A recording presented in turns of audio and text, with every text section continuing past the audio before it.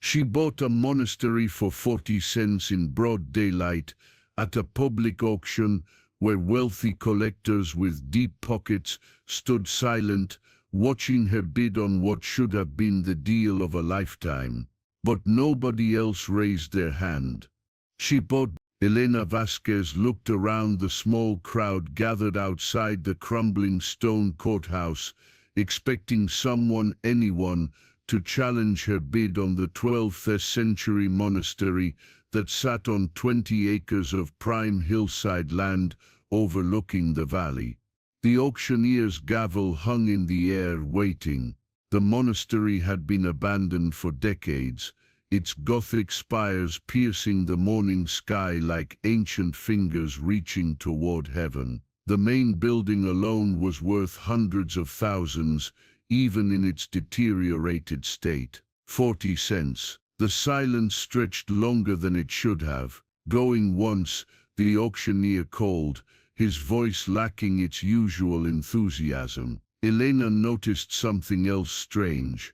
The people weren't looking at the monastery in the distance. They were looking at her, not with envy or frustration, but with something that made her skin crawl. Pity, as if she'd just signed her own death warrant instead of making the investment of a lifetime. Going twice. An elderly man named Father Miguel stepped closer to her, his weathered hands clutched around a worn rosary. He leaned in, his voice barely a whisper. "You don't want that place, Senora. Trust me on this." But before Elena could ask why, the gavel came down with a sharp crack that seemed to echo off the courthouse stones louder than it should have. "Sold to the lady in the blue coat for 40 cents. The crowd began to disperse immediately, faster than normal, as if they couldn't get away quick enough. But as Elena approached the auctioneer to complete her purchase, she caught fragments of hushed conversations drifting on the mountain breeze. "I should have told her. Nobody's been inside for 30 years. What happened to the last person who tried?" The auctioneer handed her the deed with shaking hands, avoiding eye contact. When Elena asked about the property's history, the man simply shook his head and walked away without another word. That's when Elena noticed the most unsettling detail of all. Every single person who had attended the auction was now watching her from a distance, but none of them were moving toward their cars to leave. They were waiting to see what she would do next, as if they expected something to happen, something that had happened before. The drive to the monastery felt longer than it should have. Every mile up the winding mountain road seemed to echo with the weight of those watching eyes from the auction. Elena couldn't shake the feeling that she'd made a terrible mistake. But 40 cents for 20 acres of land with a historic monastery was still 40 cents for 20 acres of land with a historic monastery. The property sat at the end of a crumbling stone path, surrounded by overgrown gardens that hadn't been tended in decades. Wild roses climbed the monastery walls, their thorns catching the afternoon light like tiny daggers. The building itself was more imposing than she'd expected. Massive stone walls, arched windows, and a bell tower that cast long shadows across the courtyard. Elena parked her car and approached the heavy wooden doors. The iron handle turned easily, too easily, as if someone had been keeping it oiled despite the apparent abandonment. Inside, dust particles danced in colored light streaming through stained glass windows. The air smelled of old incense and something else, not decay but preservation, as if the building had been carefully maintained despite its empty appearance. Her footsteps echoed against the stone floor as she moved deeper into the main chapel. Wooden pews sat in perfect rows, facing an ornate altar. Everything was covered in dust, but nothing was damaged or vandalized. It was as if the monastery had been sealed in time,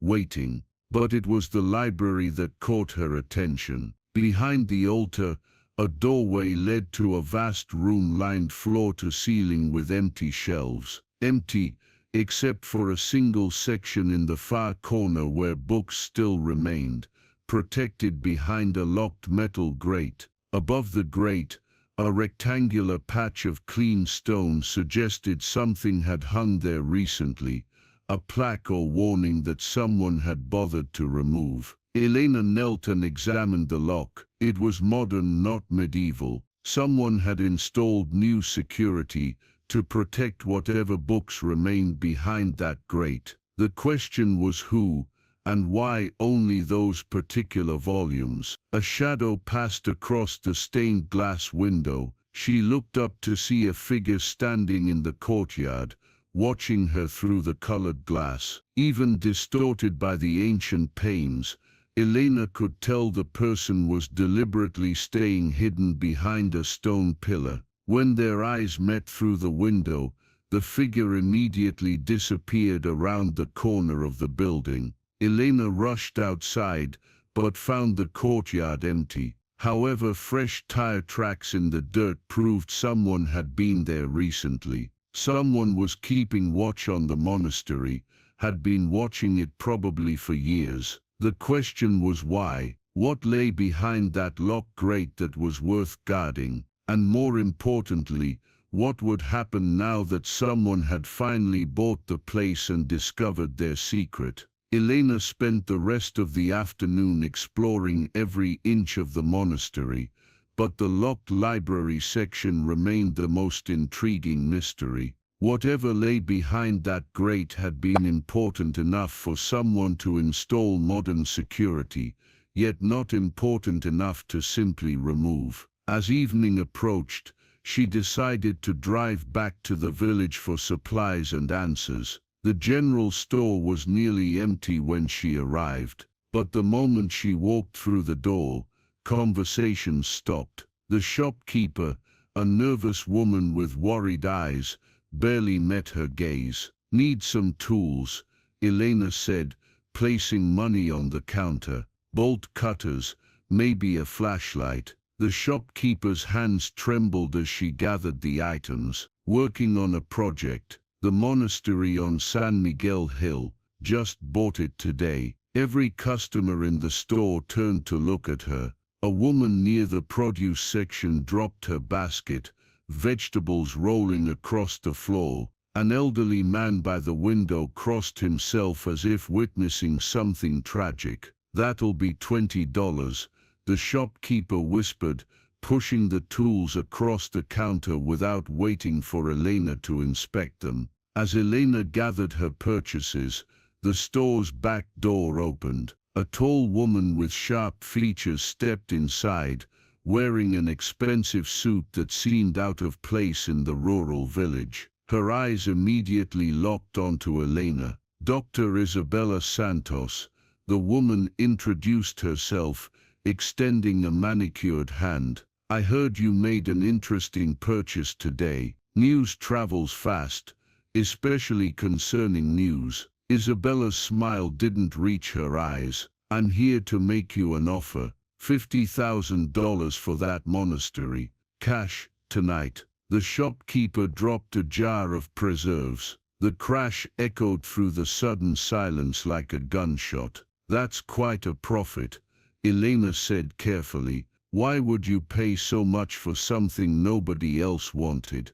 Let's just say I have scholarly interests in the place." Isabella pulled out a leather briefcase. $50,000, final offer. Elena looked around the store. Every face reflected the same message. Take the money and leave. Whatever was behind that locked grate, the entire village knew about it, and they all agreed it should stay hidden. But something in Isabella's desperation made Elena suspicious. People didn't offer 1,000 times what something cost unless they needed it desperately. "I appreciate the offer," Elena said, backing toward the door, "but I think I'll hold on to my investment." Isabella's expression darkened. "That would be unwise.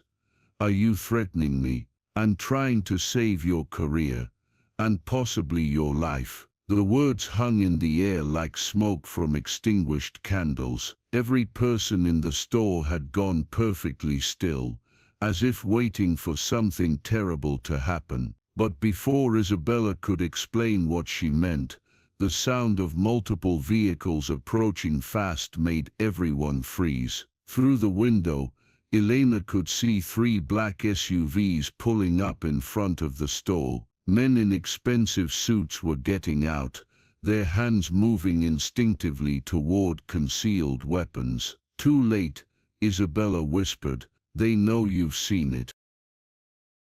The 3 black SUVs that pulled up outside Catalina's store moved with military precision, their occupants emerging in coordinated silence. Through the front window, Serafina could see 6 figures in expensive suits, their movements suggesting extensive security training. They positioned themselves around the building with the efficiency of a tactical team, blocking every exit while maintaining clear sight lines to the interior. "Who are they?" Serafina whispered. But Isabella was already moving toward the back of the store, her earlier confidence replaced by something approaching panic. "The Custodia Silenti," Isabella breathed, her face going white as paper. "The Guardians of Silence. I thought they were just a legend." Ricardo grabbed his son's arm, pulling him toward a back corner where shelves provided some concealment. "Catalina, is there another way out?" The shopkeeper shook her head, her hands trembling as she gripped the edge of her counter. "Only the cellar, but it doesn't connect to anything. We're trapped."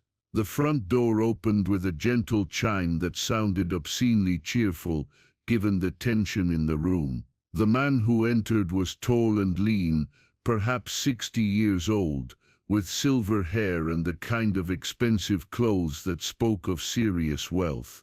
But it was his eyes that made Serafina's blood run cold. Pale gray, intelligent and completely devoid of human warmth. "Dr. Serafina Blackwood," he said in perfect English tinged with a slight Italian accent. "I am Cardinal Alessandro Torretti, though my official title is somewhat antiquated for modern ears. I represent certain interests within the Vatican that have maintained a watching brief over the monastery of San Aurelius for the past 3 decades. A cardinal." Serafina felt her knees weaken as the true scope of what she had stumbled into became clear. This wasn't just about valuable manuscripts or local superstitions. The highest levels of the Catholic Church were involved, and they had resources that could make people disappear without a trace. "Your Eminence," Isabella said, attempting a respectful bow despite the obvious terror in her voice. "I was trying to resolve this situation quietly." Dr. Blackwood was just leaving. Cardinal Torretti's gaze moved to Isabella with a kind of dismissive contempt reserved for failed servants. "Dr. Santos, your organization promised us that this property would never be sold to outsiders. You have failed in your fundamental responsibility. The auction was legally mandated. We couldn't prevent it without raising suspicions. You could have purchased it yourself.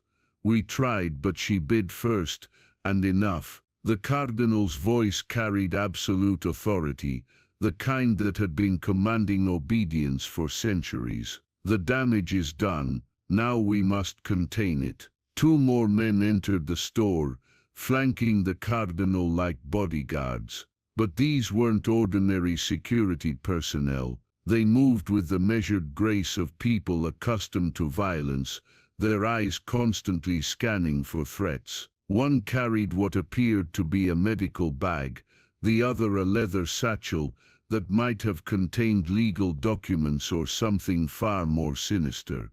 "Dr. Blackwood," the cardinal continued, his attention returning to Serafina with laser focus. "You have seen the library, you have examined the secured manuscripts. What exactly did you observe?" Serafina realized that lying would be pointless and potentially fatal. I saw manuscripts behind a locked grate, medieval texts that appeared to be illuminated with gold and precious stones. I didn't read any of them, but you intend to. I'm a scholar. Of course I intend to study whatever historical materials I find on my property. The cardinal's smile was thin and utterly without warmth. Your property?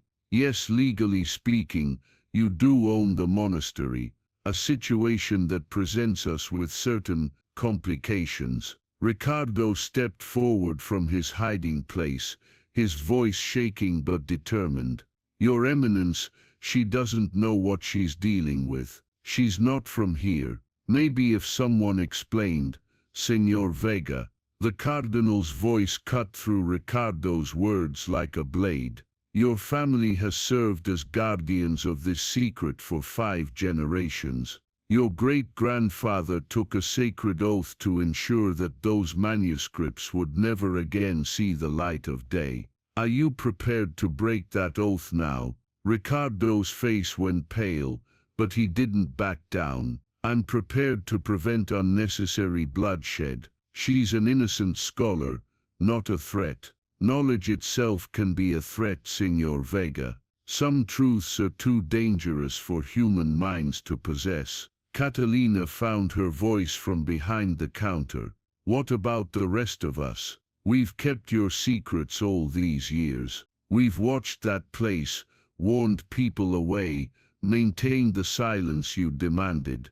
Are you going to kill all of us now? That depends, the cardinal replied calmly, on how cooperative everyone chooses to be. Serafina's mind raced as she began to understand the full scope of the conspiracy. The entire village wasn't just aware of the monastery's secrets. They were actively complicit in keeping them hidden. The Vatican had turned the population of Valdecara into unwitting guardians, using their fear and superstition to maintain a cordon of silence around whatever lay behind that locked grate. What's in those manuscripts?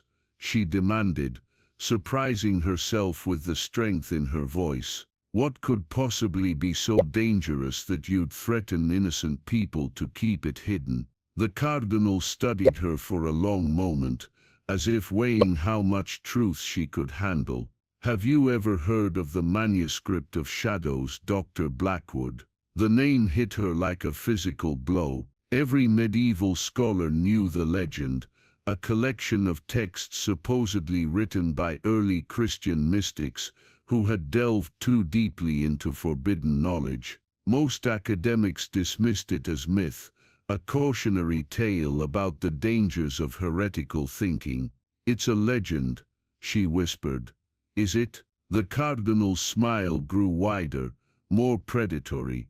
The Manuscript of Shadows contains the true account of what the early Christian church discovered in the ruins of the Library of Alexandria. Texts that predated Christ by millennia, knowledge that called into question not just Christian doctrine, but the very nature of reality itself. Isabella spoke up, her voice barely audible. The manuscripts drove the monks mad. That's why they fled in the middle of the night. They couldn't destroy the texts. They were too valuable, too historically significant. But they couldn't bear to remain in their presence either. What kind of knowledge? Serafina pressed, her scholarly curiosity warring with her growing fear. The kind that reveals how small and insignificant our understanding truly is, the cardinal replied. Ancient texts that describe entities and dimensions beyond human comprehension, rituals that can tear holes in the fabric of reality itself, mathematical principles that, when fully understood, can drive mathematicians to suicide. The cardinal moved closer, and Serafina caught the scent of expensive cologne mixed with something else, old parchment and dust, as if he had spent years in close proximity to ancient books. The Church has spent 17 centuries suppressing this knowledge, Dr. Blackwood. We have burned libraries, eliminated scholars, rewritten history itself to ensure that certain truths remain buried. And you think I'm just going to walk away from the discovery of a lifetime? I think you're going to make a choice between your intellectual curiosity and your life." But before anyone could respond, a new voice spoke from the store's back entrance, a voice that made everyone, including the cardinal, freeze in shock. "I'm afraid none of you will be making that choice." Everyone turned to see a figure silhouetted in the doorway, backlit by the alley's street lamp. As the person stepped into the store's light, Serafina gasped. It was an elderly man in monastic robes, his face lined with age, but his eyes burning with fierce intelligence. A wooden cross hung from a simple cord around his neck, and his hands bore the ink stains of someone who spent his life copying manuscripts. "Brother Tomas," Esperanza Moreno whispered from where she had been hiding behind a display of canned goods. "But you're supposed to be dead." "Death was a convenient fiction," the monk replied, his voice carrying the authority of someone accustomed to command. "For 30 years I have watched from the shadows, ensuring that the manuscript of shadows remained secure. But tonight everything changes." The cardinal's composure cracked for the first time. "Impossible. The Order of San Aurelius was disbanded." The monks scattered to the four winds. "The order was never disbanded, Your Eminence. We simply went underground." Brother Tomas moved into the store with surprising grace for his advanced years. "Did you really think 23 men would abandon their sacred duty? Did you believe we would allow the church hierarchy to suppress knowledge that belongs to all humanity?" Serafina's mind reeled as she began to understand. "You've been guarding the monastery all these years. You've been waiting for someone to buy it legally, someone outside the church's influence." Brother Tomas nodded approvingly. "Very good, Dr. Blackwood. The Vatican could never legally claim the manuscripts as long as the property remained in secular hands and no one accessed the library. But they couldn't allow the knowledge to be studied either. So they created this elaborate charade, turning the villagers into unwitting guards, spreading stories of curses and madness, ensuring that no one would dare approach the monastery." "The inspector who died," Ricardo said slowly. "The one whose eyes were burned out. That was you, wasn't it? You killed him to maintain the secret." Brother Miguel died of a stroke brought on by the shock of what he read. Brother Tomas replied sadly, "But yes, we altered his body afterward to support the curse narrative. A necessary deception to protect something far more important than one man's life." Isabella stepped forward, her voice shaking. "The manuscripts really do contain dangerous knowledge. I've seen what happens to people who read them without proper preparation." "Dangerous, yes," Brother Tomas agreed. "But not cursed. The manuscript of shadows contains advanced scientific and philosophical concepts that can overwhelm unprepared minds. It requires years of study, meditation, and spiritual preparation to safely comprehend its contents." The cardinal's face had gone white with rage.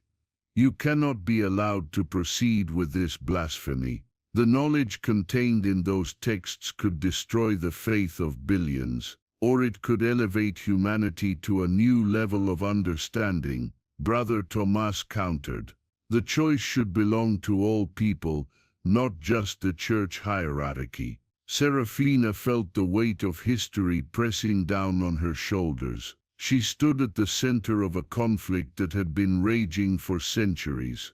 The eternal struggle between those who sought to suppress knowledge and those who believed truth should be freely shared. regardless of its implications. "What exactly are you proposing?" she asked Brother Tomas. "A partnership, Dr. Blackwood.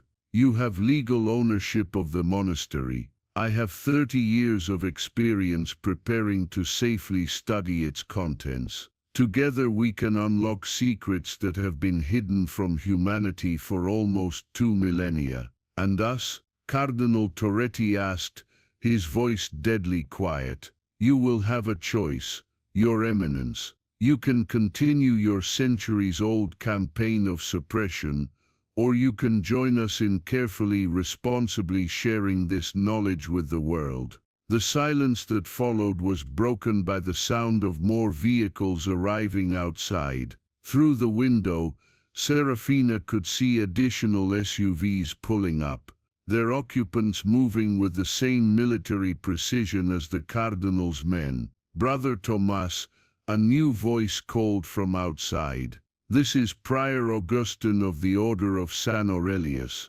We have the building surrounded." The elderly monk smiled for the first time since entering the store. "Right on schedule.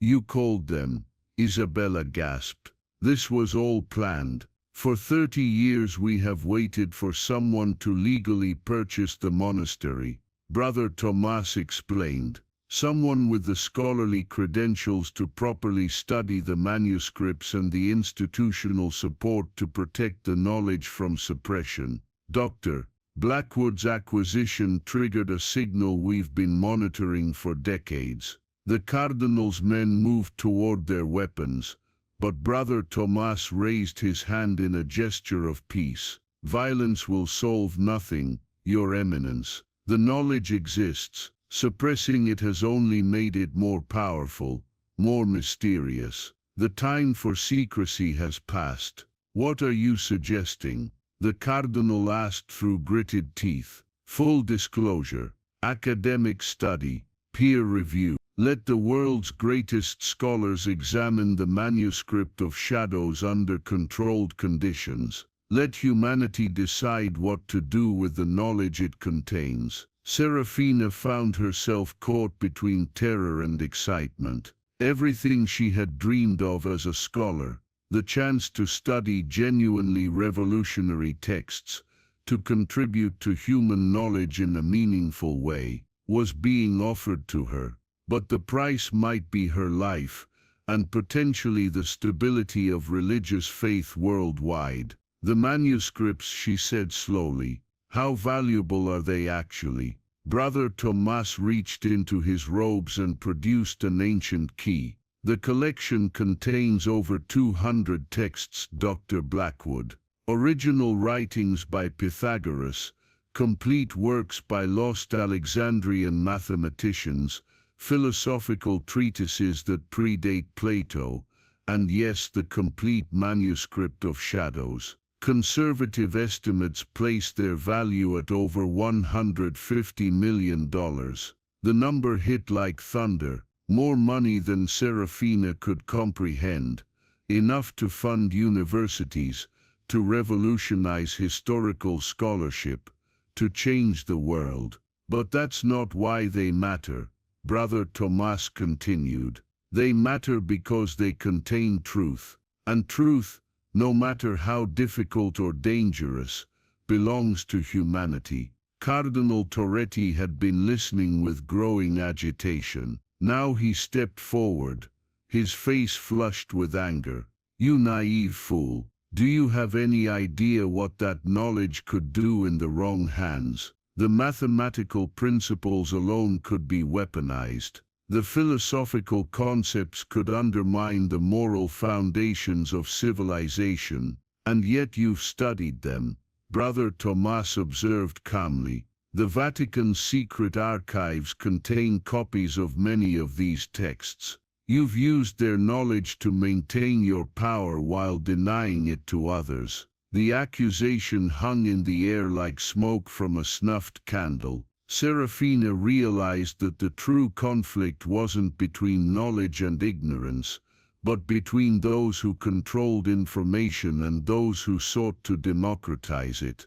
Outside she could hear voices calling back and forth, not in preparation for violence, but in negotiation. The monks of San Aurelius had come not as an army, but as scholars ready to reclaim their heritage. Dr. Blackwood, Brother Tomas said, extending the ancient key toward her. The choice is yours. You can accept the cardinal's offer, walk away wealthy but ignorant, and allow this knowledge to remain suppressed for another generation. Or you can unlock those manuscripts and help humanity take its next great step forward. Serafina looked around the store at the faces surrounding her. Ricardo and his son, representing the local community that had been unknowing guardians for decades. Catalina, whose family had kept secrets they barely understood. Isabella, caught between competing loyalties and her own scholarly ambitions. Cardinal Torretti, defending an institution that had shaped Western civilization for 2 millennia. And at the center of it all, Brother Tomas, an elderly monk who had devoted his entire life to protecting knowledge that could transform human understanding. "What guarantees do I have?"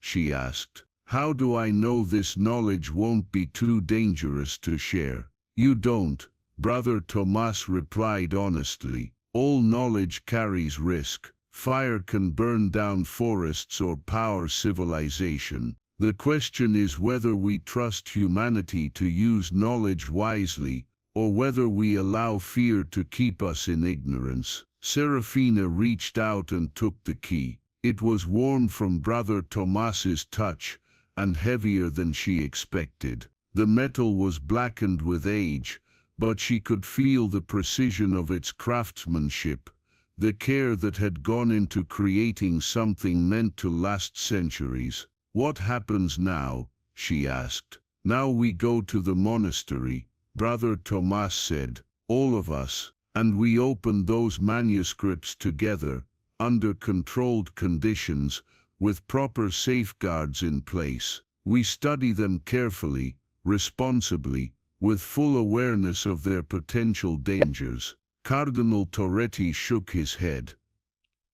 "I cannot allow this to proceed. With respect, Your Eminence," Serafina said, surprising herself with her newfound courage, "you no longer have a choice. I own the property legally. The manuscripts are mine to study."